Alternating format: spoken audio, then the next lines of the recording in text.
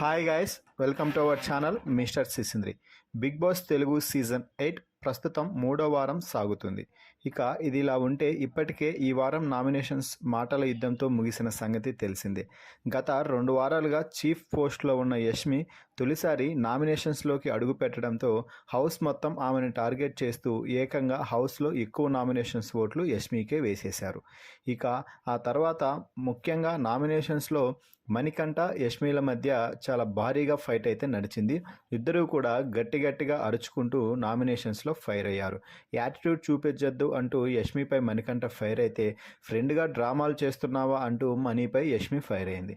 ఇద్దరి మధ్య గొడవ తారాస్థాయికి చేరడంతో తాను హౌస్లో ఉన్నంతకాలం మనీని నామినేట్ చేస్తూనే ఉంటాను అంటూ యష్మి చాలా గట్టిగా అయితే చెప్పింది. వారిద్దరి మధ్య జరిగిన గొడవ ఇంట్లో ఇప్పట్లో చల్లారేలా అనిపించడం లేదు. ఇక ఇది ఇలా ఉంటే ఈరోజు యష్మి వద్దకు వెళ్ళి సారీ చెప్పే విధంగా మాట్లాడాడు మణికంఠ. అదంతా నామినేషన్స్ వరకే అంటూ యష్మిని హగ్ చేసుకుంటాడు. కానీ యష్మి మాత్రం తన హగ్ను రిజెక్ట్ చేస్తుంది. వదిలేయి అంటూ కాస్త గట్టిగానే చెప్పింది. ఈ సమయంలో యష్మి బాగా ఎమోషనల్ అవుతూ ఆపై కన్నీళ్లు కూడా పెట్టుకున్న సంగతి తెలిసిందే.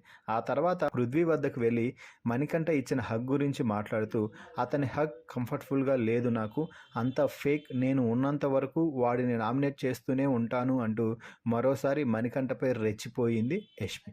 మణికంఠ ఇచ్చిన హగ్పై యష్మి ఇదంతా చేయడంపై మీ అభిప్రాయాన్ని కామెంట్స్ రూపంలో తెలపండి. అలాగే యష్మికి హగ్ ఇచ్చి సారీ చెప్పడం మణికంఠ చేసిన తప్ప కరెక్టా అనేది కామెంట్స్లో తెలపండి. Please subscribe our channel mister సిసింద్రి.